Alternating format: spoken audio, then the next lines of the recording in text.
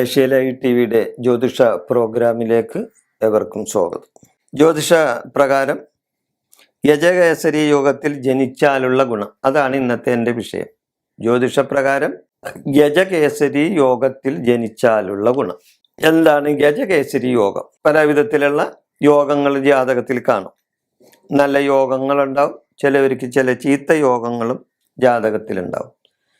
നല്ല യോഗങ്ങളുള്ളവർക്കും അല്ലെങ്കിൽ ചീത്ത യോഗങ്ങളുള്ളവർക്കും അതാത് ദശാനാഥന്മാരുടെ കാലത്ത് അതിൻ്റെതായ ആ ഫലം അവർക്ക് കിട്ടും, ഇല്ലേ?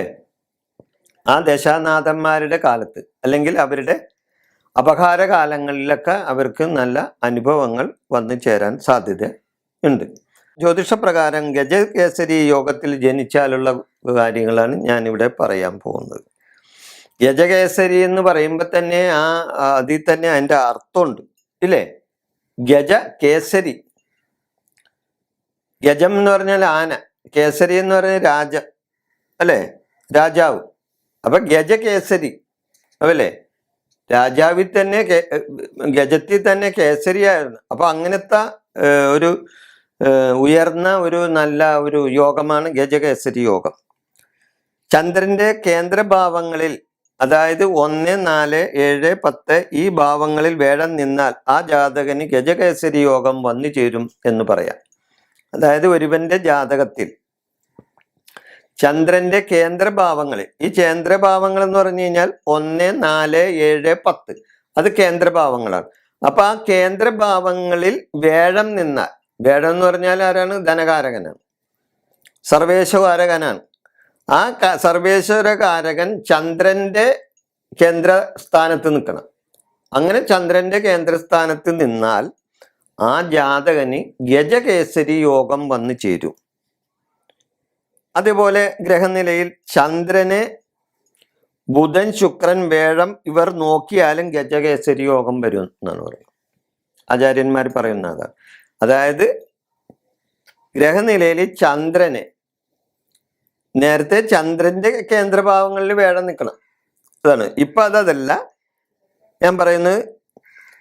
ചന്ദ്രനെ ബുധനും ശുക്രനും വേഴും നോക്കിയാലും മതി. ഇവരൊക്കെ പൈസയുടെ ധനപരമായ കാര്യങ്ങളിലൊക്കെ കാരകത്വന്മാരുള്ളവരാണ് ഈ ഗ്രഹങ്ങൾ. അപ്പൊ അതുകൊണ്ട് ചന്ദ്രഗ്രഹത്തിനെ ബുധൻ, ശുക്രൻ, വേഴം എന്നീ ഗ്രഹങ്ങൾ നോക്കിയാലും ഗജകേസരി യോഗം ഉണ്ടാവും. ആ ജാതകന് ഗജകേസരി. എന്നാൽ ചന്ദ്രൻ നീചാവസ്ഥയോ മൗഢ്യമോ വന്നാൽ ഈ പറഞ്ഞ ഗജകേസരി യോഗം കിട്ടില്ല. ചന്ദ്രന് നീചവും അതല്ലെങ്കിൽ മൗഢ്യമോ വന്നാൽ അങ്ങനെ വരാം. ചന്ദ്രന് നീചത്വം വരാം. ചന്ദ്രൻ നീചസ്ഥാനത്താണെങ്കിൽ ആ ഗജകേസരി യോഗം ഉണ്ടാവില്ല.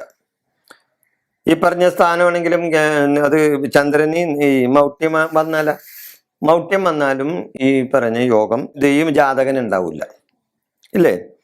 അപ്പൊ ചന്ദ്രന് എൻ്റെ ഇതുപോലെ ഇരിക്കും അതിനുള്ള ഗജകേസരി യോഗം വരുന്നത്. ഗ്രഹങ്ങളുടെ ദൃഷ്ടി വളരെ പ്രധാനമാണ്. ഈ ജാതക പരിശോധന നടത്തുമ്പോൾ ജാതകത്തിൽ ഗ്രഹങ്ങളുടെ ദൃഷ്ടിയുണ്ട്. ആ ദൃഷ്ടി വളരെ പ്രധാനമായിട്ടുള്ളൊരു കാര്യമാണ്. ഗജകേസരി യോഗത്തിൽ ജനിച്ചവൻ വളരെ കീർത്തിമാനായി ജീവിക്കുമെന്നാണ് പറയുന്നത്. അപ്പൊ ഞാൻ നേരത്തെ പറഞ്ഞ പോലെ ഗജകേസരിയാണ്, അല്ലേ? അപ്പൊ നല്ല കീർത്തിമാനായിട്ടും നല്ല സൽഗുണ സമ്പന്നനായിട്ടും പൊതുകാര്യ പ്രവർത്തകനായിട്ടും അതേപോലെ തന്നെ രാജാവായിട്ടും വാഴ്ച പോലെയുള്ള വാഴ്ച നടത്താൻ കെൽപ്പുള്ളവനായിട്ടും ഒക്കെ. ഇപ്പൊ രാജവാഴ്ച എന്ന് പറയാൻ പറ്റൂലല്ലോ. ഇപ്പൊ നമുക്ക് ഇതല്ലേ രാഷ്ട്രീയത്തില് രാജാവ് എന്നൊന്നും പറഞ്ഞൊന്നുമില്ലല്ലോ. അവരൊക്കെ നമ്മുടെ മന്ത്രിമാരാണല്ലോ ഇപ്പൊ. അപ്പൊ മന്ത്രിമാരൊക്കെ ആകാനായിട്ടൊക്കെ ഗജകേസരി യുഗത്തില് മന്ത്രിമാരായിട്ടൊക്കെ വന്നവരുണ്ടാവും, ഇല്ലേ? അതുകൊണ്ടാണ് അവര് നമ്മളെ ഭരിക്കുന്നത്. അപ്പൊ ഗജകേസരി ആയിട്ടൊക്കെ അവര് വാഴുന്നത്. അവർക്ക് അവരുടെ ജാതകത്തില് ഗജകേസരി യോഗമൊക്കെ ഉണ്ടാവും. അതുകൊണ്ടായിരിക്കും ഓരോ കാലഘട്ടങ്ങളിൽ ചിലവര് ആ സമയത്ത് ശോഭിച്ചു പോണത്. മനസ്സിലായ? ആ യോഗത്തിന്റെ സമയം കഴിഞ്ഞാൽ ചിലപ്പോൾ അവർക്ക് അതിൽ നിന്ന് പിന്തിരിയേണ്ടി വരും, ഇല്ലേ? അവർ ആ സ്ഥാന ഭ്രഷ്ടരാകും. എന്നാലും ഗജകേസരി യോഗം ഉണ്ടെങ്കിൽ അത് ജീവിതാന്ത്യം വരെ ഉണ്ടാവും. കാരണം ജാതകത്തിൽ അങ്ങനെ ഒരു യോഗം ഉണ്ടെങ്കിൽ. മറ്റതൊക്കെ ചാരവശാലും ഒക്കെ വരുന്ന സംഭവിക്കുന്ന കാര്യം. അപ്പൊ ഗജകേസരി എന്ന വാക്കിന് തന്നെ ആ യോഗത്തിന്റെ അർത്ഥം പറയാം, ഇല്ലേ? ഗജകേസരി ജാതകൻ വളരെ തേജസ്വിയായിരിക്കും. ഗജകേസരി സംജാത തേജസ്വി ധനവാൻ ഭവേൽ, മേധാവി ഗുണസമ്പന്നോ രാജപ്രീതികരോ ഭവേൽ എന്നാണ് പ്രമാണം. ആ പ്രമാണമാണ് ഈ ഗജകേസരി യോഗത്തിനുള്ള പ്രമാണം. അതിസമ്പന്നനും ഗുണവാനും അതേപോലെ തന്നെ മേധാവിയും രാജപ്രീതി നേടുന്നവനുമാവും. നാടിന് പ്രിയപ്പെട്ടവനും നാടിന് പരോപകാരിയുമായിരിക്കും ഈ ഗജകേസരി യോഗത്തിൽ ജനിച്ചവൻ. ഐശ്വര്യ സമ്പത്തോടുകൂടി കുടുംബജീവിതം അവൻ നയിക്കും. എന്നും ധനം അവനുടെ കയ്യിലുണ്ടാവും, എന്നും പൈസ ഉണ്ടാവും അവൻ്റെ കയ്യിൽ, ധനമുണ്ടായിരിക്കും. വളരെ പ്രതാപത്തോടു കൂടിയുള്ള ഒരു കുടുംബജീവിതം അവനുണ്ടായിരിക്കും ഈ ഗജകേസരി യോഗത്തിൽ ജനിച്ചാലുള്ള ജാതകന്. വിഷയം ഞാനിവിടെ അവസാനിപ്പിക്കുന്നു. നന്ദി, നമസ്കാരം.